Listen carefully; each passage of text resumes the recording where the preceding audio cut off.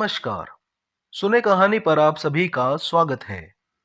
कहानी के पिछले भाग में हमने सुना कि चंदर अपना ज्यादातर वक्त पम्मी के साथ ही गुजारने लगा।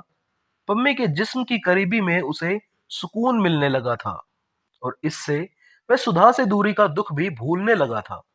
बिनती की शादी टूट चुकी थी और वह वापस डॉक्टर साहब के साथ घर आ गई थी। बुआ जी इससे दुखी होकर तीर्थ यात्रा पर निकल जाती है। उधर बर्टी जैनी से शादी कर लेता है और सनकीपन में अपने पालतू तोते की हत्या कर देता है। अब आगे। वह घर पहुंचा तो उसके पांव जमीन पर नहीं पड़ रहे थे। उसने उफने हुई चांदनी चूमी थी। उसने तरुणाई के चांद को स्पर्शों से सिहरा दिया था। उसने नीली बिजलियां चूमी थी। प्राणों की सिहरन और गुदगुदी से खेलकर वह आ रहा था। वह पम्मी के होठों के गुलाबों को चूम चूम कर गुलाबों के देश में पहुंच गया था और उसकी नसों में बहते हुए रस में गुलाब झूम उठे थे। वह सिर से पैर तक एक मदहोश प्यास बन गया था। घर पहुंचा तो जैसे उल्लास से उसका अंग अंग नाच रहा हो। बिनती के प्रति दोपहर को जो आक्रोश उसके मन में उभर आया था वह भी शांत हो गया था। बिनती ने आकर खाना रखा। चंदर ने बहुत हंसते हुए बड़े मीठे स्वर में कहा, बिनती, आज तुम भी खाओ। नहीं, मैं नीचे खाऊंगी। अरे चल बैठ गिलहरी। चंदर ने बहुत दिन पहले के स्नेह के स्वर में कहा और बिनती के पीठ में एक घूंसा मारकर उसे पास बिठा लिया। आज तुम्हें नाराज नहीं होने देंगे। ले खा पगली। नफरत से नफरत बढ़ती है, प्यार से प्यार जागता है। बिनती के मन का सारा स्नेह सूख सा गया था। वह चिड़चिड़ी, स्वाभिमानी, गंभीर और रूखी हो गई थी। लेकिन औरत बहुत कमजोर होती है। ईश्वर न करे कोई उनके हृदय की ममता को छू ले। वह सब कुछ बर्दाश्त कर लेती है, लेकिन अगर कोई किसी तरह उसके मन के रस को जगा दे तो वह फिर अपना सब अभिमान भूल जाती है। चंदर ने जब वह आई थी तभी से उसके हृदय की ममता जीत ली थी। इसलिए चंदर के सामने सदा झुकती आई। लेकिन पिछली बार से चंदर ने ठोकर मारकर सारा स्नेह बिखेर दिया था। उसके बाद उसके व्यक्तित्व का रस सूखता ही गया। क्रोध जैसे उसकी भौहों पर रखा रहता था। आज चंदर ने उसको इतने दुलार से बुलाया तो लगा वह जाने कितने दिनों का भूला स्वर सुन रही है। चाहे चंदर के प्रति उसके मन में कुछ भी आक्रोश क्यों न हो, लेकिन वह इस स्वर का आग्रह नहीं टाल सकती। यह वह भली प्रकार जानती थी। वह बैठ गई। चंदर ने एक कोर बनाकर बिनती के मुंह में दिया। बिनती ने खा लिया। चंदर ने बिनती की बाह में चुटकी काट कर कहा, अब दिमाग ठीक हो गया पगली का। इतने दिनों से काहे अकड़े फिरती थी। बिनती ने बहुत दिन के भूले हुए स्नेह के स्वर में कहा, खुद ही तो अपना दिमाग बिगाड़ते रहते हैं और हमें इल्जाम लगाते हैं। तरकारी ठंडी तो नहीं है। दोनों में सुलह हो गई। जाड़ा अब काफी बढ़ गया था। खाना खा चुकने के बाद बिनती शॉल ओढ़े चंदर के पास आई और बोली, लो इलायची खाओगे। चंदर ने ले ली। छीलकर आधे दाने खुद खा लिए, आधे बिनती के मुंह में दे दिए। बिनती ने धीरे से चंदर की उंगली दांत में दबा दी। चंदर ने हाथ खींच लिया। बिनती उसी के पलंग पर पास ही बैठ गई और बोली, याद है तुम्हें, इसी पलंग पर तुम्हारा सिर दबा रही थी तो तुमने शीशी फेंक दे दी। हाँ हाँ याद है। अब कहो, तुम्हें उठाकर फेंक दूं। चंदर आज बहुत खुश था। मुझे क्यों फेंकूंगी।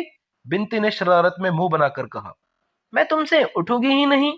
जब अंगों का तूफान एक बार उठना सीख लेता है तो दूसरी बार उठते हुए उसे देर नहीं लगती। अभी वह अपने तूफान में पम्मी को पीस कर आया था। सिरहाने बैठी हुई बिनती हल्का बादामी शोल ओढ़े रह रहकर मुस्कुराती और गालों पर फूलों के कटोरे जैसे खिल जाते। आंख में एक नई चमक। चंद्र थोड़ी देर देखता रहा। उसके बाद उसने बिनती को खींचकर कुछ हिचकते हुए बिनती के माथे पर अपने होठ रख दिए। बिनती कुछ नहीं बोली। चुपचाप अपने को छुड़ाकर सिर झुकाए बैठी रही और चंद्र के हाथ को अपने हाथ में लेकर उसकी अंगुलियां चिटकाती रही। सहसा बोली, अरे तुम्हारे कफ का बटन टूट गया है, लाओ सिल दूं। चंदर को पहले कुछ आश्चर्य हुआ, फिर कुछ ग्लानि। बिनती कितना समर्पण करती है उसके सामने, लेकिन वह उसने अच्छा नहीं किया। पम्मी की बात दूसरी है, बिनती की बात दूसरी। बिनती के साथ एक पवित्र अंतर ही ठीक रहता। बिनती आई और उसके कफ में बटन सीने लगी। सीते सीते बचे हुए डोरे को दांत से तोड़ते हुई बोली, चंदर, एक बात कहीं मानोगे क्या? पम्मी के यहाँ मत जाया करो। क्यों? पम्मी अच्छी औरत नहीं है। वह तुम्हें प्यार नहीं करती, तुम्हें बिगाड़ती है।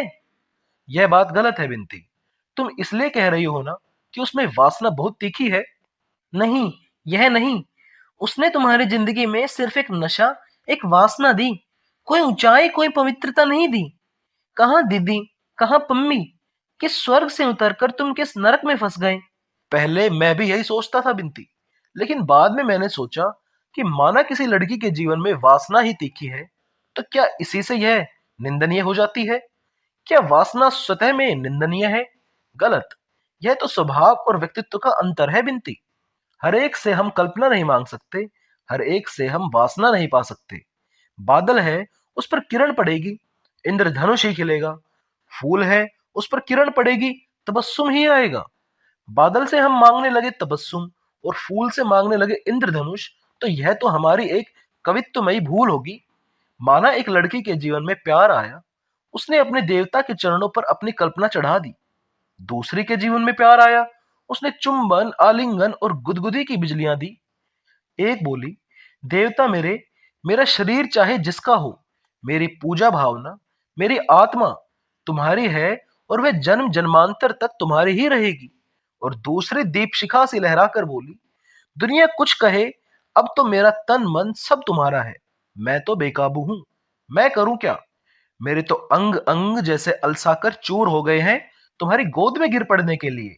मेरी तरुणाई पुलक उठी है तुम्हारे आलिंगन में पिस जाने के लिए। मेरे लाज के बंधन जैसे शिथिल हो जाते हैं। मैं करूं तो क्या करूं? कैसा नशा पिला दिया है तुमने। मैं सब कुछ भूल गई हूं। तुम चाहे जिसे अपनी कल्पना दो, अपनी आत्मा दो, लेकिन एक बार अपने जलते हुए होठों में मेरे नरम गुलाबी होठ समेट लो ना। बताओ बिनती, क्यों पहले की भावना ठीक है और दूसरे की प्यास गलत? बिनती कुछ देर तक चुप रही, फिर बोली, चंदर, तुम बहुत गहराई से सोचते हो, लेकिन मैं तो एक मोटी सी बात जानती हूँ। जिसके जीवन में यह प्यास जग जाती है, वह फिर किसी भी सीमा तक गिर सकता है। लेकिन जिसने त्याग किया है, जिसकी कल्पना जागी, वह किसी भी सीमा तक उठ सकता है। मैंने तो तुम्हें उठते हुए ही देखा है। गलत है बिनती, तुमने गिरते हुए देखा है मुझे। तुम मानोगी कि सुधा से मुझे कल्पना ही मिली थी, त्याग ही मिला था, पवित्रता ही मिली थी, पर वह कितने दिन टिकी? और तुम यह कैसे कह सकती हो कि वासना आदमी को नीचे ही गिराती है?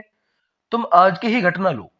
तुम यह तो मानोगी कि अभी तक मैंने तुम्हें अपमान और तिरस्कार ही दिया था। खैर, उसकी बात जाने दो ना। बिनती बोली, नहीं, बात आ ही गई है तो मैं साफ कहता हूं कि आज मैंने तुम्हारा प्रतिदान देने की सोची। आज तुम्हारे लिए मन में बड़ा स्नेह उमड़ आया। क्यों?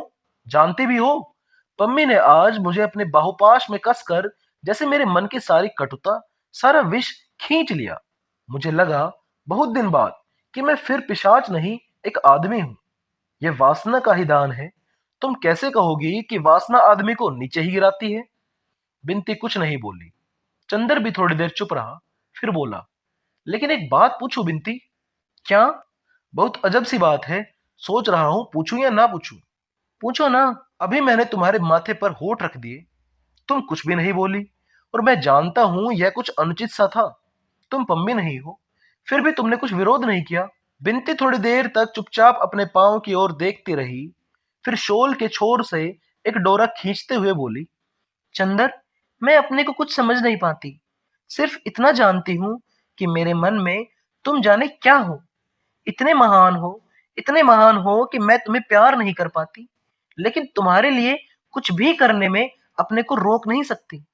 लगता है तुम्हारा व्यक्तित्व, उसकी शक्ति और उसकी दुर्बलताएं, उसकी प्यास और उसका संतोष इतना महान है, इतना गहरा है कि उसके सामने मेरा व्यक्तित्व कुछ भी नहीं है। मेरी पवित्रता, मेरी अपवित्रता, इन सब से ज्यादा महान है तुम्हारी प्यास। लेकिन अगर तुम्हारे मन में मेरे लिए जरा भी स्नेह है, तो तुम पम्मी से संबंध तोड़ लो। दीदी से अगर मैं बताऊंगी तो जाने क्या हो जाएगा। और तुम जानते नहीं दीदी अब कैसी हो गई है। तुम देखो तो आंसू। बस बस, चंदर ने अपने हाथ से बिनती का मुंह बंद करते हुए कहा, सुधा की बात मत करो, तुम्हें कसम है। जिंदगी के जिस पहलू को हम भूल चुके हैं, उसे कुरेदने से क्या फायदा? अच्छा अच्छा, चंदर का हाथ हटाकर बिनती बोली। लेकिन पम्मी को अपनी जिंदगी से हटा दो। यह नहीं हो सकता बिनती, चंदर बोला। और जो कहो वह मैं कर दूंगा। हाँ, तुम्हारे प्रति आज तक जो दुर्व्यवहार हुआ उसके लिए मैं तुमसे क्षमा मांगता हूँ। छी चंदर, मुझे शर्मिंदा मत करो। काफी रात हो गई है। चंदर लेट गया। बिनती ने उसे रजाई उड़ा दी और टेबल पर बिजली का स्टैंड रखकर बोली, अब चुपचाप सो जाओ। बिनती चली गई। चंदर पड़ा पड़ा सोचने लगा कि दुनिया गलत कहती है कि वासना पाप है। वासना से भी पवित्रता और क्षमाशीलता आती है। पम्मी से उसे जो कुछ मिला वह अगर पाप है, तो आज चंदर ने जो बिनती को दे दिया उसमें इतनी क्षमा, इतनी उदारता और इतनी शांति क्यों थी? उसके बाद बिनती को वह बहुत दुलार और पवित्रता से रखने लगा। कभी कभी जब वह घूमने जाता तो बिनती को भी ले जाता था। न्यू ईयर्स डे के दिन पम्मी ने दोनों को दावत की। बिनती पम्मी के पीछे चाहे चंदर से पम्मी का विरोध कर ले, पर पम्मी के सामने बहुत शिष्टता और स्नेह का बर्ताव करती थी। डॉक्टर साहब की दिल्ली जाने की तैयारी हो गई थी। बिनती ने कार्यक्रम में कुछ परिवर्तन करा लिया था। अब वह पहले डॉक्टर साहब के साथ शाहजहांपुर जाएगी और तब दिल्ली। निश्चय करते करते अंत में 1 फरवरी को वे लोग गए। स्टेशन पर बहुत से विद्यार्थी और डॉक्टर साहब के मित्र उन्हें विदा देने के लिए आए थे। बिनती विद्यार्थियों की भीड़ से घबराकर इधर चली आई और चंदर को बुलाकर कहने लगी, चंदर, दीदी के लिए एक खत तो दे दो। नहीं, चंदर ने बहुत रूखे और दृढ़ स्वर में कहा। बिनती कुछ क्षण तक एकटक चंदर की ओर देखती रही, फिर बोली, चंदर, मन की श्रद्धा चाहे अब भी वैसे ही हो, लेकिन तुम पर अब विश्वास नहीं रहा। चंदर ने कुछ जवाब नहीं दिया, सिर्फ हंस पड़ा। बिनती फिर बोली, चंदर, अगर कभी कोई भी जरूरत हो तो जरूर लिखना, मैं चली आऊंगी, समझे? और फिर चुपचाप जाकर बैठ गई। जब चंदर लौटा तो उसके साथ कई साथी प्रोफेसर थे। घर पहुंचकर वह कार लेकर पम्मी के यहाँ चल दिया। पता नहीं क्यों बिनती के जाने का चंदर को कुछ थोड़ा सा दुख था। गर्मी का मौसम आ गया था। चंदर सुबह कॉलेज जाता, दोपहर को सोता और शाम को वह नियमित रूप से पम्मी को लेकर घूमने जाता। डॉक्टर साहब कार छोड़ गए थे। कार पम्मी और चंदर को लेकर दूर दूर का चक्कर लगाया करती थी। इस बार उसने अपनी छुट्टियां दिल्ली में ही बिताने की सोची।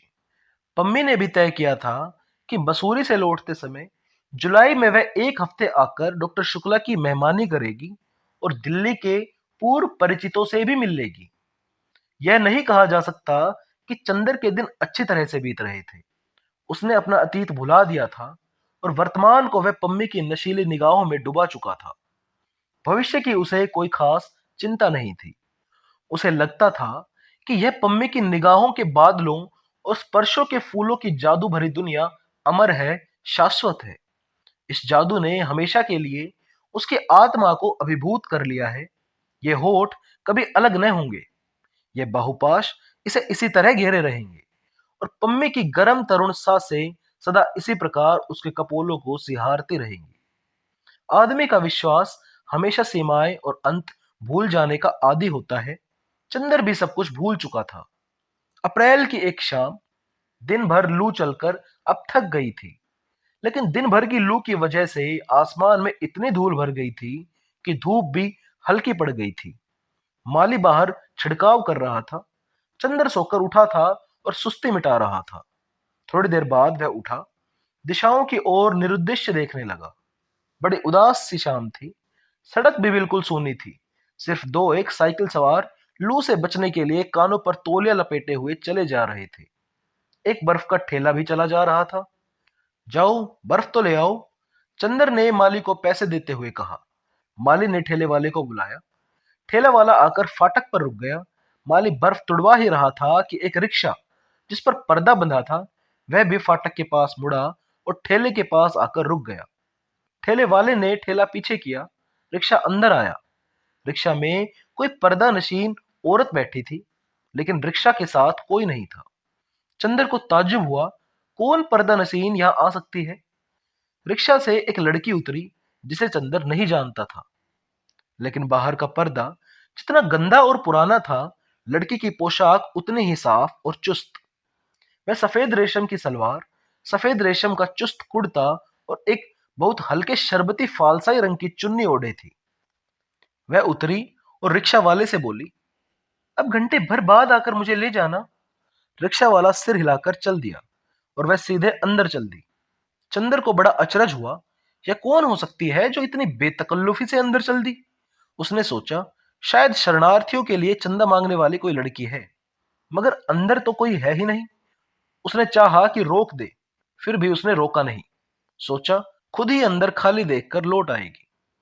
माली बर्फ लेकर आया और चंदर चला गया। वह लड़की लौटी। उसके चेहरे पर कुछ आश्चर्य, कुछ चिंता की रेखाएं थी। अब चंदर ने उसे देखा।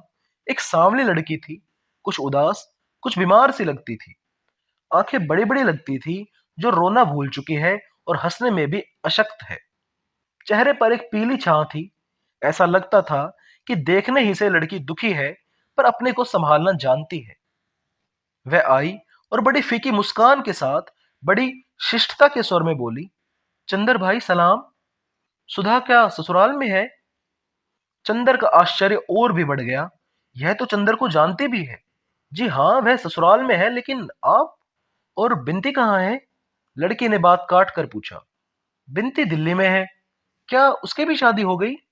जी नहीं, डॉक्टर साहब आजकल दिल्ली में है, वह उन्हीं के पास पढ़ रही है। बैठ तो जाइए, चंदर ने कुर्सी खिसका कर कहा। अच्छा, तो आप यहीं रहते हैं अब? नौकर हो गए होंगे? जी हाँ, चंदर ने अचरज में डूबकर कहा। लेकिन आप इतनी जानकारी और परिचय की बातें कर रही हैं, मैंने आपको पहचाना नहीं, क्षमा कीजिएगा। वह लड़की हंसी, जैसे अपनी किस्मत, जिंदगी, अपने इतिहास पर हंस रही हो। आप मुझे कैसे पहचान सकते हैं? मैं जरूर आपको देख चुकी थी। मेरे आपके बीच में दरअसल एक रोशनदान था। मेरा मतलब सुधा से है। ओह, मैं समझ गया, आप गेसु हैं। जी हाँ।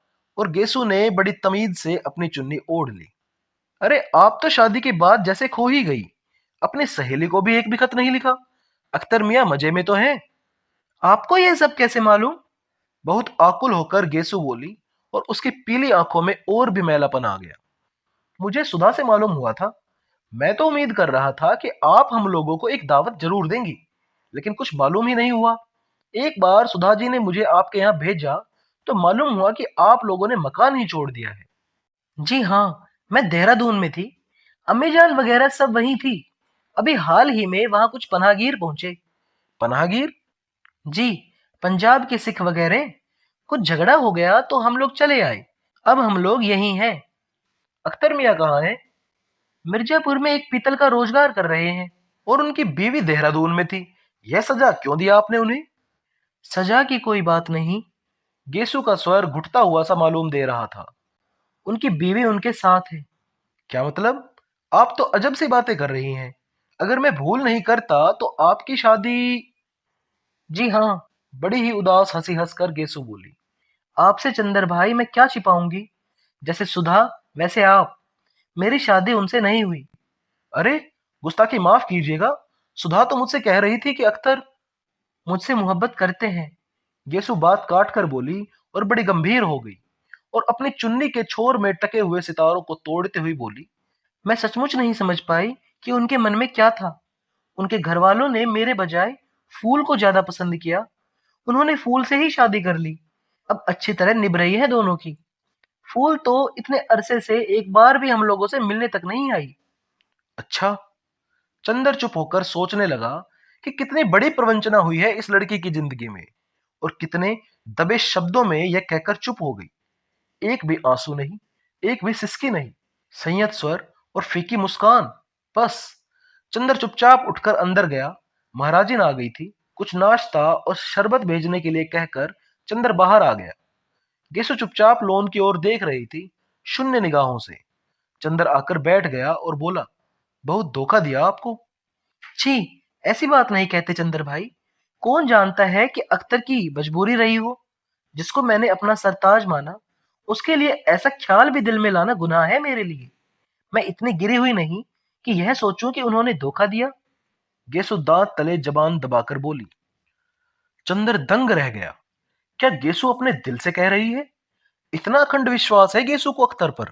शरबत आ गया था। गेसु ने तकल्लुफ नहीं किया, लेकिन बोली, आप बड़े भाई हैं, पहले आप शुरू कीजिए। आपकी फिर अख्तर से मुलाकात नहीं हुई? चंदर ने घूंट पीकर कहा। हुई क्यों नहीं? कई बार वे अम्मीजान के पास आए, आपने कुछ नहीं कहा। कहती क्या? यह सब बातें कहने सुनने की होती है भला? और फिर फूल वहां आराम से है। अख्तर भी फूल को जान से ज्यादा प्यार से रखते हैं। यही मेरे लिए बहुत है। और अब कहकर करूंगी भी क्या? जब फूल से शादी तय हुई और वे राजी हो गए, तभी मैंने कुछ नहीं कहा। अब तो फूल की मांग, फूल का सुहाग मेरे लिए सुबह की अजान से ज्यादा पाक है। गेसु ने शरबत में निगाह डुबाए हुए कहा। चंदर क्षण भर चुप रहा, फिर बोला, अब आपकी शादी अम्मीजान कब कर रही है? कभी नहीं। मैंने कस्त कर लिया है कि मैं शादी ताउम्र नहीं करूंगी। देहरादून के मैटरनिटी सेंटर में काम सीख रही थी। कोर्स पूरा हो गया। अब किसी अस्पताल में काम करूंगी। आप? क्यों? आपको ताज्जुब क्यों हुआ? मैंने अम्मी जान को इस बात के लिए राजी कर लिया है। मैं अपने पैरों पर खड़ी होना चाहती हूँ। चंदर ने शरबत से बर्फ निकालकर फेंकते हुए कहा, मैं आपकी जगह होता तो दूसरी शादी करता और अख्तर से भरसक बदला लेता। बदला? गेसो मुस्कुराकर बोली। छी चंदर भाई, बदला, गुरेज, नफरत, इससे आदमी न कभी सुधरा है न सुधरेगा। बदला और नफरत तो अपने मन की कमजोरी को जाहिर करते हैं। और फिर बदला लूं तो किससे? उससे दिल की तन्हाइयों में मैं जिसके सजदे पड़ती हूँ। ये कैसे हो सकता है? गेसु के माथे पर विश्वास का तेज दमक उठा। उसकी बीमार आंखों में धूप लहलहा उठी और उसका कंचन लता सा तन जगमगाने लगा। कुछ ऐसी दृढ़ता थी उसकी आवाज में, ऐसी गहराई थी उसकी ध्वनि में कि चंदर देखता ही रह गया। वह जानता था कि गेसु के दिल में अख्तर के लिए कितना प्रेम था। वह यह भी जानता था कि गेसु अख्तर की शादी के लिए किस तरह पागल थी। वह सारा सपना ताश के महल की तरह गिर गया और परिस्थितियों ने ही नहीं, खुद अख्तर ने धोखा दिया। लेकिन गेसु है कि माथे पर शिकन नहीं, बोहों में बल नहीं, होठों पर शिकायत नहीं। नारी के जीवन का यह कैसा अमिट विश्वास था, यानी जिसे गेसु ने अपने प्रेम का स्वर्ण मंदिर समझा था, वह ज्वालामुखी बनकर फूट गया और उसने दर्द की पिघलती आग की धारा में गेसु को डुबो देने की कोशिश की। लेकिन गेसु है कि अटल चट्टान की तरह खड़ी है। चंदर के मन में कहीं कोई टीस उठी। उसके दिल की धड़कनों ने कहीं उससे पूछा, और चंदर तुमने क्या किया? तुम पुरुष थे, तुम्हारे सबल कंधे किसी के प्यार का बोझ क्यों नहीं ढो पाए चंदर? लेकिन चंदर ने अपने अंतःकरण की आवाज को अनसुनी करते हुए पूछा, तो आपके मन में जरा भी दर्द नहीं अख्तर को न पाने का? दर्द? गेसु की आवाज डूबने लगी। निगाहों की जर्द पंखुड़ियों पर हल्की पानी की लहर दौड़ गई। दर्द? यह तो सिर्फ सुधा समझ सकती है चंदर भाई। बचपन से वह मेरे लिए क्या थे, यह वह जानती है। मैं तो उनका सपना देखते देखते उनका सपना ही बन गई थी। लेकिन खैर, दर्द इंसान के यकीदे को और मजबूत न कर दे, आदमी के कदमों को और ताकत न दे, आदमी के दिल को ऊंचाई न दे, तो इंसान क्या? दर्द का हाल पूछते हैं आप? कयामत के रोज तक मेरी मैयत उन्हीं का आसरा देखेगी चंदर भाई। लेकिन इसके लिए जिंदगी में तो खामोश ही रहना होगा। बंद घर में जलते हुए चिराग की तरह घुलना होगा। और अगर मैंने उनको अपना माना है, तो वे मिलकर ही रहेंगे। आज नहीं सही, कयामत के बाद सही। मोहब्बत की दुनिया में जैसे एक दिन उनके बिना कट जाता है, वैसे एक जिंदगी उनके बिना कट जाएगी। लेकिन उसके बाद वे मेरे होकर रहेंगे। चंदर का दिल कांप उठा। यीशु की आवाज में तारे बरस रहे थे। और आपसे क्या कहूं चंदर भाई? क्या आपकी बात मुझसे छिपी है? मैं सब जानती हूँ। सच पूछिए तो जब मैंने देखा कि आप कितनी खामोशी से अपनी दुनिया में आग लगते देख रहे हैं और फिर भी हंस रहे हैं, तो मैंने आपसे सबक लिया। हमें नहीं मालूम था कि हम और आप दोनों भाई बहनों की किस्मत एक सी है। चंदर के मन में जाने कितने घाव कसक उठे। उसके मन में जाने कितना दर्द उमड़ने सा लगा। गेसु उसे क्या समझ रही है मन में, और वह कहां जा पहुंचा है। जिसने चंदर की जिंदगी से अपने मन का दीप जलाया, वह आज देवता के चरणों तक पहुंच गया। लेकिन चंदर के मन की दीप शिखा, उसने अपने प्यार की चिता जला डाली। चंदर के मुंह पर ग्लानि की कालिमा छा गई। गेसु चुपचाप बैठी थी। सहसा बोली, चंदर भाई, आपको याद है पिछले साल इन्हीं दिनों मैं सुधा से मिलने आई थी और हसरत आपको मेरा सलाम कहने गया था? हाँ याद है, चंदर ने बहुत भारी स्वर में कहा। इस एक साल में दुनिया कितनी बदल गई। गेसु ने एक गहरी सांस लेकर कहा, एक बार ये दिन चले जाते हैं, फिर बेदर्द कभी नहीं लौटते। कभी कभी सोचती हूँ कि सुधा होती तो फिर कॉलेज जाते, क्लास में शोर मचाते, भागकर घास में लेटते, बादलों को देखते, शेर कहते, वह चंदर की और हम अख्तर की बातें करते। गेसु का गला भर आया और एक आंसू चू पड़ा। सुधा और सुधा की ब्याह शादी का हाल बताइए, कैसे हैं उनके शौहर? चंदर के मन में आया कि वह कह दे, गेसु क्यों लज्जित करती हो, मैं वह चंदर नहीं हूं। मैंने अपने विश्वास का मंदिर भ्रष्ट कर दिया है। मैं प्रेत हूं। मैंने सुधा के प्यार का गला घोट दिया है। लेकिन पुरुष का गर्व, पुरुष का छल, उसे यह भी नहीं मालूम होने दिया कि उसका विश्वास चूर चूर हो चुका है। और पिछले कितने ही महीनों से उसने सुधा को खत लिखना भी बंद कर दिया है। और यह भी नहीं मालूम करने का प्रयास किया कि सुधा मरती है या जीती है। घंटा भर तक दोनों सुधा के बारे में बातें करते रहे। इतने में रिक्शा वाला लौट आया। गेसु ने उसे ठहरने का इशारा किया और बोली, अच्छा, जरा सुधा का पता लिख दीजिए। चंदर ने एक कागज पर पता लिख दिया। गेसु ने उठने का उपक्रम किया तो चंदर बोला, बैठिए, अभी आपसे बातें करके आज जाने कितने दिनों की बातें याद आ रही हैं। गेसु हंसी और बैठ गई। चंदर बोला, आप अभी तक कविताएं लिखती हैं? गेसु फिर हंसी और बोली, कविताएं? जिंदगी कितनी हमगीर है, कितनी पुरशोर है, और इस शोर में नगमों की हकीकत कितनी। अब हड्डियां, नसें, प्रेशर पॉइंट, पट्टियां और मरहम में दिन बीत जाता है।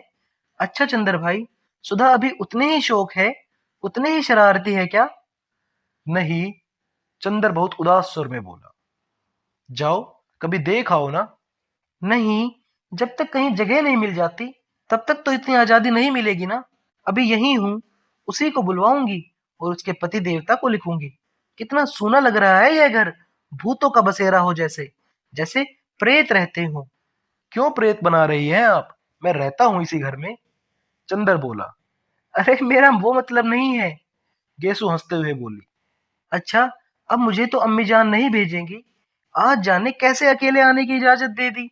आपको किसी दिन बुलवाऊं तो आइएगा जरूर। हाँ हाँ, आऊंगा गेसु, जरूर आऊंगा। चंदर ने बहुत स्नेह से कहा। अच्छा भाईजान, सलाम। नमस्ते। गेसु जाकर रिक्शा पर बैठ गई और पर्दा तन गया। रिक्शा चल दिया। चंदर एक अजीब सी निगाह से देखता रहा, जैसे अपने अतीत की कोई खोई हुई चीज ढूंढ रहा हो। फिर धीरे धीरे लौट आया। सूरज डूब गया था। वह गुसलखाना बंद कर नहाने बैठ गया। जाने कहां कहां मन भटक रहा था उसका। चंदर मन का अस्थिर था, मन का बुरा नहीं था। गेसु ने आज उसके सामने अचानक वह तस्वीर रख दी थी जिसमें वह स्वर्ग की ऊंचाइयों पर मंडराया करता था। और जाने कैसा दर्द सा उसके मन में उठ गया था। गेसु ने अनजाने में ही चंदर के अविश्वास, चंदर की प्रतिहिंसा को बहुत बड़ी हार दी थी। उसने सिर पर पानी डाला तो उसे लगा, यह पानी नहीं है, जिंदगी की धारा है। पिघले हुए अंगारों की धारा, जिसमें पड़कर केवल वही जिंदा बच पाया है जिसके अंगों में प्यार का अमृत है। और चंदर के मन में क्या है? महज वासना का विष। वह सड़ा हुआ गला हुआ शरीर मात्र, जो केवल सन्निपात के जोर पर चल रहा है। उसने अपने मन के अमृत को गली में फेंक दिया है। उसने क्या किया है? वह नहाकर आया और शीशे के सामने खड़ा होकर बाल काटने लगा। फिर शीशे की ओर एक टक देखकर बोला, मुझे क्या देख रहे हो चंदर बाबू? मुझे तो तुमने बर्बाद कर डाला। आज कई महीने हो गए और तुमने एक चिट्ठी तक नहीं लिखी। छी! और उसने शीशा उलट कर रख दिया। महाराजिन खाना ले आई। उसने खाना खाया और सुस्त सा पड़ा रहा। भैया, आज घूम ही नहीं जाबो? नहीं, चंदर ने कहा और पड़ा पड़ा सोचने लगा। पम्मी के यहां नहीं गया। यह गेसु दूसरे कमरे में बैठी थी। इस कमरे में बिनती उसे कैलाश का चित्र दिखा रही थी। चित्र उसके मन में घूमने लगे। चंदर, क्या इस दुनिया में तुम ही रह गए थे फोटो दिखाकर पसंद कराने के लिए? चंदर का हाथ उठा, तड़ से एक तमाचा। चंदर, चोट तो नहीं आई? मान लिया कि मेरे मन में मुझसे न कहा हो। तुमसे तो मेरा मन कोई बात नहीं छिपाता। तो चंदर, तुम शादी क्यों नहीं कर लेते? पापा लड़की देख आएंगे, हम भी देख लेंगे। तो फिर तुम बैठो, हम तभी पढ़ेंगे, वरना हमें शर्म लगती है चंदर। चंदर, तुम शादी मत करना, तुम इन सब के लिए नहीं बने हो। नहीं सुधा, तुम्हारे वक्ष पर सिर रखकर कितना संतोष मिलता है। आसमान में एक एक करके तारे टूटते जा रहे थे। वह पम्मी के यहां नहीं गया। एक दिन, 2 दिन, 3 दिन, अंत में चौथे दिन शाम को पम्मी खुद आई। चंदर खाना खा चुका था और लॉन पर टहल रहा था। पम्मी आई। उसने स्वागत किया, लेकिन उसकी मुस्कुराहट में उल्लास नहीं था। कहो कपूर, आए क्यों नहीं? मैं समझी तुम बीमार हो गए हो। पम्मी ने लॉन पर पड़ी एक कुर्सी पर बैठते हुए कहा। आओ बैठो ना। उसने चंदर की ओर कुर्सी खिसकाई। नहीं, तुम बैठो, मैं टहलता रहूंगा। चंदर बोला और कहने लगा, पता नहीं क्यों पम्मी, 2-3 दिन से तबीयत बहुत उदास सी है। तुम्हारे यहाँ आने की तबीयत ही नहीं हुई। क्यों, क्या हुआ? पम्मी ने पूछा और चंदर का हाथ पकड़ लिया। चंदर पम्मी की कुर्सी के पीछे खड़ा हो गया। पम्मी ने चंदर के दोनों हाथ पकड़कर अपने गले में डाल लिए और अपना सिर चंदर से टिका कर उसकी ओर देखने लगी। चंदर चुप था। न उसने पम्मी के गाल थपथपाए, न हाथ दबाया, न अलके बिखेरी और न निगाहों में नशा ही बखेरा। औरत अपने प्रति आने वाले प्यार और आकर्षण को समझने में चाहे एक बार भूल कर जाए, लेकिन वह अपने प्रति आने वाली उस उदासी और उपेक्षा को पहचानने में कभी भूल नहीं करती। वह होठों के स्पर्शों के गूढ़तम अर्थ समझ सकती है। वह आपके स्पर्श में, आपकी नसों में चलती हुई भावना पहचान सकती है। वह आपके वक्ष से सिर टिकाकर आपके दिल की धड़कनों की भाषा समझ सकती है। यदि उसे थोड़ा सा भी अनुभव है और आप उसके हाथ पर हाथ रखते हैं, तो स्पर्श की अनुभूति से ही जान जाएगी कि आप उससे कोई प्रश्न कर रहे हैं, कोई याचना कर रहे हैं, सांत्वना दे रहे हैं या सांत्वना मांग रहे हैं, क्षमा मांग रहे हैं या क्षमा दे रहे हैं, प्यार का प्रारंभ कर रहे हैं या समाप्त कर रहे हैं, स्वागत कर रहे हैं या विदा दे रहे हैं। यह पुलक का स्पर्श है या उदासी का चाव, और नशे का स्पर्श है या खिन्नता और बेमनी का। पम्मी चंदर के हाथों को छूते ही जान गई कि हाथ चाहे गर्म हो, लेकिन स्पर्श बड़ा ही शीतल है, बड़ा ही नीरस है। उसमें वह पिघली हुई आग की शराब नहीं जो अभी तक चंदर के होठों पर धधकती थी, चंदर के स्पर्शों में बिखरती थी। कुछ तबीयत खराब है कपूर, बैठ जाओ। पम्मी ने उठकर चंदर को जबरदस्ती बिठला दिया। आजकल बहुत मेहनत पड़ती है, क्यों? चलो तुम हमारे यहाँ रहो। पम्मी में केवल शरीर की प्यास थी। यह कहना पम्मी के प्रति अन्याय होगा। पम्मी में एक बहुत गहरी हमदर्दी थी चंदर के लिए। चंदर अगर शरीर के प्यास को जीत भी लेता, तो उसकी हमदर्दी को वह नहीं ठुकरा पाता था। उस हमदर्दी का तिरस्कार होने से पम्मी दुखी होती थी, और उसे वह तभी स्वीकृत समझती थी जब चंदर उसके रूप के आकर्षण में डूबा रहे। अगर पुरुषों के होठों में तीखी प्यास न हो, बाहुपाशों में जहर न हो, तो वासना की इस शिथिलता से नारी फौरन समझ जाती है कि संबंधों में दूरी आ रही है। संबंधों की घनिष्ठता को नापने का नारी के पास एक ही मापदंड है, चुम्बन का तीखापन।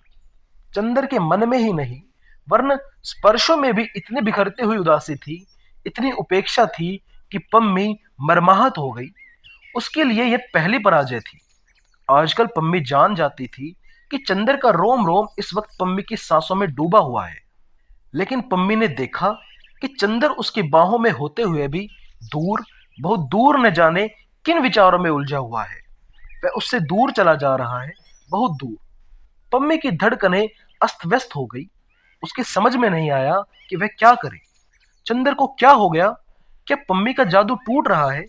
पम्मी ने अपनी पराजय से कुंठित होकर अपना हाथ हटा लिया और चुपचाप मुंह फेर कर उधर देखने लगी। चंदर चाहे जितना उदास हो, लेकिन पम्मी की उदासी वह सह नहीं सकता था। बुरी हो या भली, पम्मी इस वक्त उसकी सूनी जिंदगी का अकेला सहारा थी, और पम्मी की हमदर्दी का वह बहुत कृतज्ञ था। वह समझ गया पम्मी क्यों उदास है। उसने पम्मी का हाथ खींच लिया और अपने होठ उसकी हथेलियों पर रख दिए और खींचकर पम्मी का सिर अपने कंधे पर रख लिया। पुरुष के जीवन में एक क्षण आता है जब वासना उसकी कमजोरी, उसकी प्यास, उसका नशा, उसका आवेश नहीं रह जाती। जब वासना उसकी हमदर्दी का, उसकी सांत्वना का साधन बन जाती है। जब वह नारी को इसलिए बाहों में नहीं समेटता कि उसकी बाहें प्यासी है, वह इसलिए उसे बाहों में समेट लेता है कि नारी अपना दुख भूल जाए।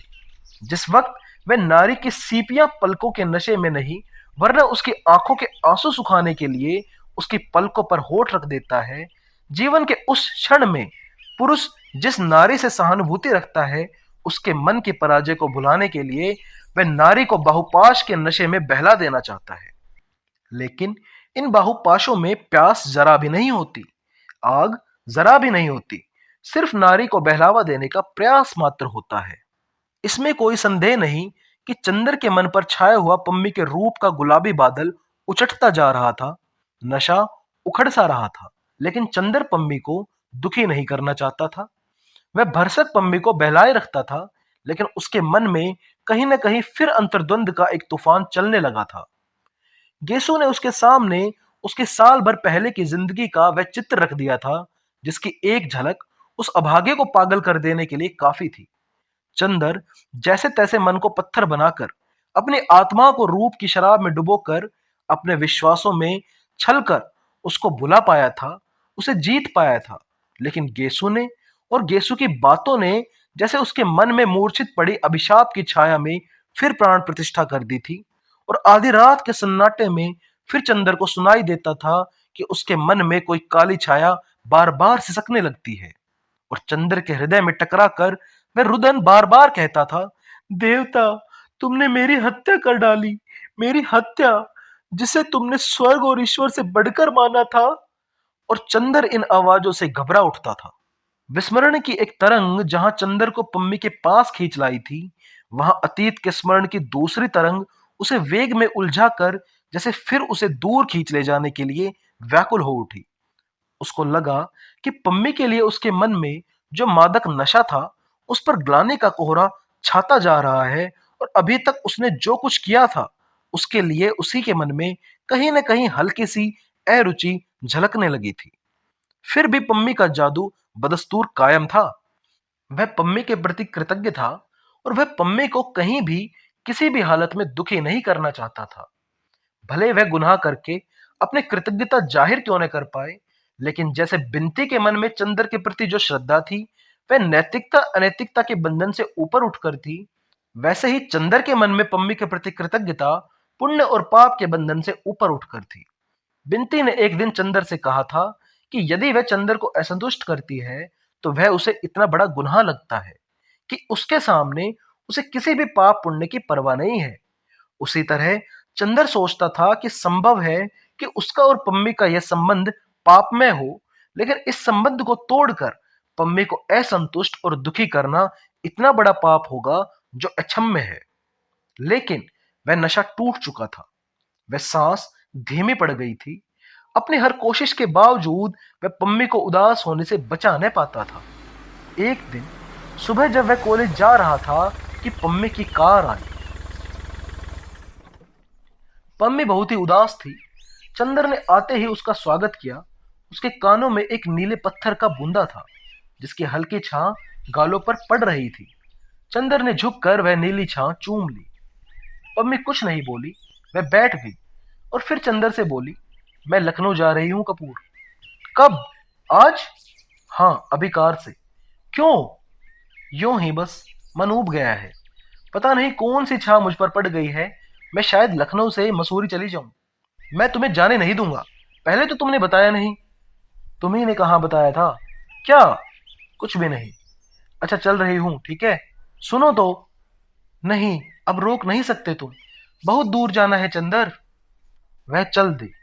फिर वह लौटी और जैसे युगों युगों की प्यास बुझा रही हो, चंदर के गले में झूल गई और कस लिया चंदर को। 5 मिनट बाद सहसा वह अलग हो गई और फिर बिना कुछ बोले अपनी कार में बैठ गई। पम्मी, तुम्हें हुआ क्या यह? कुछ नहीं कपूर। पम्मी कार स्टार्ट करते हुए बोली, मैं तुमसे जितनी दूर रहूं उतना अच्छा है, मेरे लिए भी, तुम्हारे लिए भी। तुम्हारे इन दिनों के व्यवहार ने मुझे बहुत कुछ सिखा दिया है। चंदर सिर से पैर तक ग्लानि से कुंठित हो उठा। सचमुच वह कितना अभागा है। वह किसी को भी संतुष्ट नहीं रख पाया। उसके जीवन में सुधा भी आई और पम्मी भी। एक को उसके पुण्य ने उससे छीन लिया, दूसरी को उसका गुनाह उससे छीने लिए जा रहा है। जाने उसके ग्रहों का मालिक कितना क्रूर खिलाड़ी है कि हर कदम पर उसकी राह उलट देता है। नहीं, मैं पम्मी को नहीं खो सकता। उसने पम्मी का कॉलर पकड़ लिया। पम्मी, तुम्हें हमारी कसम है, बुरा मत मानो, मैं तुम्हें जाने नहीं दूंगा। पम्मी हंसी, बहुत ही करुण लेकिन सशक्त हंसी। अपने कॉलर को धीमे से छुड़ाकर चंदर की अंगुलियों को कपोलों से दबा लिया और फिर वक्ष के पास से एक लिफाफा निकालकर चंदर के हाथों में दे दिया और कार स्टार्ट कर दी। पीछे मुड़कर नहीं देखा, नहीं देखा। कार कड़वे धुएं का बादल चंदर की ओर उड़ाकर आगे चल दी। जब कार ओझल हो गई तब चंदर को होश आया कि उसके हाथ में एक लिफाफा भी है। उसने सोचा फौरन कार लेकर जाए और पम्मी को रोक ले। फिर सोचा पहले पढ़ तो ले कि यह क्या चीज है। उसने लिफाफा खोला और पढ़ने लगा। कपूर, एक दिन तुम्हारी आवाज और बल्टी की चीख सुनकर अपूर्ण वेश में ही अपने श्रृंगार गृह से भाग आई थी और तुम्हें फूलों के बीच में पाया। आज तुम्हारी आवाज मेरे लिए मूक हो गई है और असंतोष और उदासी के कांटों के बीच मैं तुम्हें छोड़कर जा रही हूं इसलिए कि अब तुम्हें मेरी जरूरत नहीं रही। झूठ क्यों बोलूं? अब क्या, कभी भी तुम्हें मेरी जरूरत नहीं थी, लेकिन मैंने हमेशा तुम्हारा दुरुपयोग किया। झूठ क्यों बोले? तुम मेरे पति से भी अधिक समीप रहे हो। तुमसे कुछ छिपाऊंगी नहीं। मैं तुमसे मिली थी जब मैं एकाकी थी, उदास थी। लगता था कि उस समय तुम मेरी सुनसान दुनिया में रोशनी के देवदूत की तरह आए थे। तुम उस समय बहुत भोले, बहुत सुकुमार, बहुत ही पवित्र थे। मेरे मन में उस दिन तुम्हारे लिए जाने कितना प्यार उमड़ आया। मैं पागल हो उठी। मैंने तुम्हें उस दिन सलामी की कहानी सुनाई थी सिनेमा घर में। उसी अभागिन सलामी की तरह मैं भी पैगंबर को चूमने के लिए व्याकुल हो उठी। देखा, तुम पवित्रता को प्यार करते हो। सोचा यदि तुमसे प्यार ही जीतना है तो तुमसे पवित्रता की ही बातें करूं। मैं जानती थी कि सेक्स प्यार का आवश्यक अंग है, लेकिन मन में तीखी प्यास लेकर भी मैंने तुमसे सेक्स विरोधी बातें करनी शुरू की। मुंह पर पवित्रता और अंदर से भोग का सिद्धांत लिए हुए मेरा अंग अंग प्यासा हो उठा था। तुम्हें होठों तक खींच लाई थी, लेकिन फिर साहस नहीं हुआ। फिर मैंने उस छोकरी को देखा, उस नितांत प्रतिभाहीन दुर्बल मना छोकरी मिस सुधा को। वह कुछ भी नहीं थी, लेकिन मैं देखते ही जान गई थी कि तुम्हारे भाग्य का नक्षत्र है। जाने क्यों उसे देखते ही मैं अपना आत्मविश्वास खो सा बैठी। उसके व्यक्तित्व में कुछ न होते हुए भी कम से कम अजब सा जादू था, यह मैं स्वीकार करती हूँ। लेकिन थी वह छोकरी ही। तुम्हें न पाने की निराशा और तुम्हें न पाने की असीम प्यास, दोनों के पीस डालने वाले संघर्ष से घबराकर मैं हिमालय में चली गई। जितना तीखा आकर्षण होता है कपूर, कभी कभी नारी उतनी ही दूर भागती है। अगर कोई प्याला मुंह से न लगाकर दूर फेंक दे तो समझ लो कि वह बेहद प्यासा है, इतना प्यासा कि तृप्ति की कल्पना से भी घबराता है। दिन रात उस पहाड़ी की धवल चोटियों में तुम्हारी निगाहें मुस्कुराती थी, पर मैं लौटने का साहस न कर पाती थी। लौटी तो देखा कि तुम अकेले हो, निराश हो और थोड़ा सा उलझे हुए भी हो।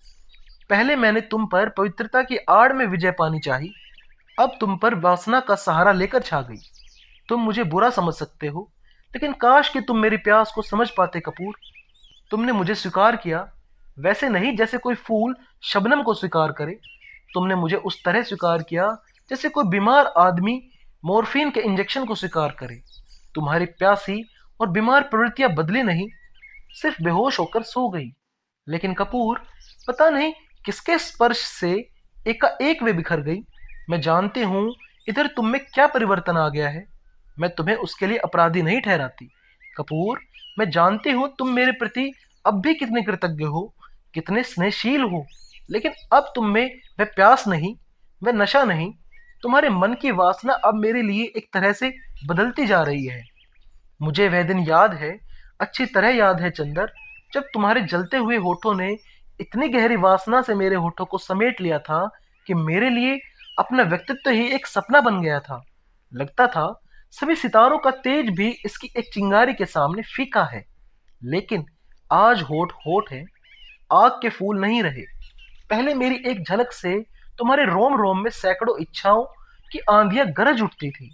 आज तुम्हारी नसों का खून ठंडा है, तुम्हारी निगाहें पथराई हुई है और तुम इस तरह वासना मेरी ओर फेंक देते हो जैसे तुम किसी पालतू बिल्ली को पाव रोटी का टुकड़ा दे रहे हो। मैं जानती हूं कि हम दोनों के संबंधों की उष्णता खत्म हो गई है। अब तुम्हारे मन में महज एक तरस है, एक कृतज्ञता है। और कपूर, वह मैं स्वीकार नहीं कर सकूंगी। क्षमा करना, मेरा भी स्वाभिमान है। लेकिन मैंने कह दिया कि मैं तुमसे छिपाऊंगी नहीं। तुम इस भ्रम में कभी मत रहना कि मैंने तुम्हें प्यार किया था। पहले मैं भी यही सोचती थी। कल मुझे लगा कि मैंने अपने को आज तक धोखा दिया था। मैंने इधर तुम्हारी खिन्नता के बाद अपने जीवन पर बहुत सोचा, तो मुझे लगा कि प्यार जैसी स्थायी और गहरी भावना शायद मेरे जैसे रंगीन बहिर्मुख स्वभावशाली के लिए है ही नहीं। प्यार जैसी गंभीर और खतरनाक तूफानी भावना को अपने कंधों पर ढोने का खतरा देवता या बुद्धिमान ही उठा सकते हैं। तुम उसे वहन कर सकते हो, मेरे लिए आंसुओं की लहरों में डूब जाना संभव नहीं। या तो प्यार आदमी को बादलों की ऊंचाई तक उठा ले जाता है, या स्वर्ग से पाताल लोक में फेंक देता है। लेकिन कुछ प्राणी है जो न स्वर्ग के हैं न नरक के। वे दोनों लोकों के बीच में अंधकार की परतों में भटकते रहते हैं। वे किसी को प्यार नहीं करते, छायाओं को पकड़ने का प्रयास मात्र करते हैं, या शायद प्यार करते हैं या निरंतर नई अनुभूतियों के पीछे दीवाने रहते हैं और प्यार बिल्कुल करते ही नहीं। उनको न दुख होता है न सुख। उनकी दुनिया में केवल संशय, अस्थिरता और प्यास होती है कपूर। मैं उसी अभागे लोक की एक प्यासी आत्मा थी। अपने एकांत से घबरा कर तुम्हें अपने बाहुपाश में बांधकर तुम्हारे विश्वास को स्वर्ग से खींच लाई थी। तुम स्वर्ग भ्रष्ट देवता भूलकर मेरे अभिशप्त लोक में आ गए थे। आज मालूम होता है कि फिर तुम्हारे विश्वास ने तुम्हें पुकारा है। मैं अपने प्यास में खुद धधक उठूं, लेकिन तुम्हें मैंने अपना मित्र माना था। तुम पर मैं आँच नहीं आने देना चाहती। तुम मेरे योग्य नहीं। तुम अपने विश्वासों के लोक में लौट जाओ। मैं जानती हूं तुम मेरे लिए चिंतित हो, लेकिन मैंने अपना रास्ता निश्चित कर लिया है। स्त्री बिना पुरुष के आश्रय के नहीं रह सकती है। उस अभागी को जैसे प्रकृति ने कोई अभिशाप ही दे रखा है। मैं थक गई हूं इस प्रेम लोक की भटकन से। मैं अपने पति के पास जा रही हूं। वे क्षमा कर देंगे, मुझे विश्वास है। उन्हीं के पास क्यों जा रही हूं? इसलिए मेरे मित्र कि मैं सोच रही हूं कि स्त्री स्वाधीन नहीं रह सकती। उसके पास पत्नित्व के सिवा कोई चारा नहीं। जहां जरा स्वाधीन हुई, बस उसी अंधकूप में जा पड़ती है जहां मैं थी। वह अपना शरीर भी खोकर तृप्ति नहीं पाती। फिर प्यार से तो मेरा विश्वास जैसे उठा जा रहा है। प्यार स्थायी नहीं होता। मैं ईसाई हूं, पर सभी अनुभवों के बाद मुझे लगता है कि हिंदुओं के यहाँ प्रेम नहीं, वरन धर्म और सामाजिक परिस्थितियों के आधार पर विवाह की रीति रिवाज बहुत वैज्ञानिक और नारी के लिए सबसे ज्यादा लाभदायक है। उसमें नारी को थोड़ा सा बंधन चाहे क्यों न हो, लेकिन दायित्व रहता है, संतोष रहता है। वह अपने घर की रानी रहती है। काश कि तुम समझ पाते कि खुले आकाश में इधर उधर भटकने के बाद, तूफानों से लड़ने के बाद, मैं कितनी आतुर हो उठी हूं बंधनों के लिए, और किसी सशक्त डाल पर बने हुए सुखद सुकोमल नीड़ में बसेरा लेने के लिए। जिस नीड़ को मैं इतने दिनों पहले उजाड़ चुकी थी, आज वह फिर मुझे पुकार रहा है। हर नारी के जीवन में यह क्षण आता है, और शायद इसलिए हिंदू प्रेम की बजाय विवाह को अधिक महत्व देते हैं। मैं तुम्हारे पास नहीं रुकी। मैं जानती थी कि हम दोनों के संबंधों में प्रारंभ से ही इतने विचित्रताएं थी कि हम दोनों का संबंध स्थायी नहीं रह सकता था। फिर भी जिन क्षणों में हम दोनों एक ही तूफान में फंस गए थे, वे क्षण मेरे लिए अमूल्य निधि रहेंगे।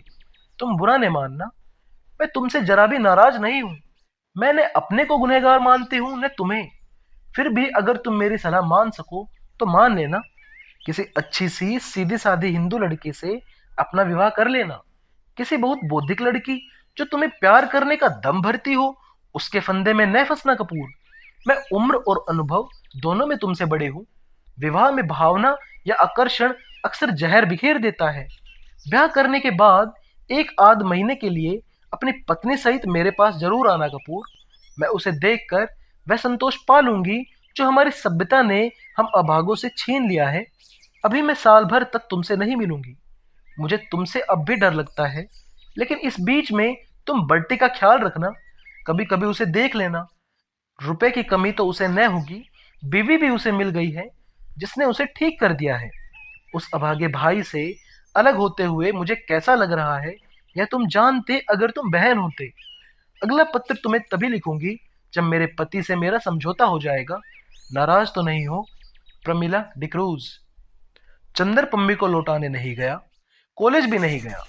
एक लंबा सा खत विनती को लिखता रहा और इसकी प्रतिलिपि कर दोनों नत्थी कर भेज दिए और उसके बाद थककर सो गया बिना खाना खाए। तो कैसी लग रही है आपको ये कहानी? कमेंट्स में जरूर बताइएगा और लिख भेजिए उन किताबों और कहानियों के भी नाम जो आप हमसे यहाँ सुनना चाहते हैं। मिलते हैं अगले भाग में।